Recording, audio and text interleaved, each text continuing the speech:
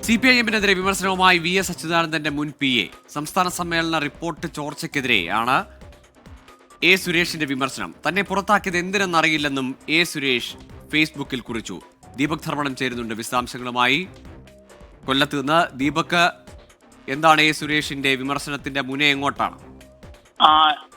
ഗോകുൽ, ഏറ്റവും പ്രധാനപ്പെട്ട കാര്യം CPIM സംസ്ഥാന സമ്മേളനം നല്ല നിലയിൽ പുരോഗമിക്കുന്നതിനിടയിൽ ഒരുപക്ഷെ പഴയ വിഭാഗീയതയുടെ തുടർച്ചയായി പാർട്ടിയിൽ നിന്നും പുറത്തുപോയ VS അച്യുതാനന്ദൻ മുഖ്യമന്ത്രിയായിരിക്കുന്ന സമയത്തും പ്രതിപക്ഷ നേതാവായിരിക്കുന്ന സമയത്തും അദ്ദേഹത്തിന്റെ സന്തത സഹചാരിയായിരുന്ന പേഴ്സണൽ അസിസ്റ്റന്റ് ആണ് പാലക്കാട് നേരത്തെ പാർട്ടി മെമ്പർ ആയിരുന്ന A. സുരേഷ്.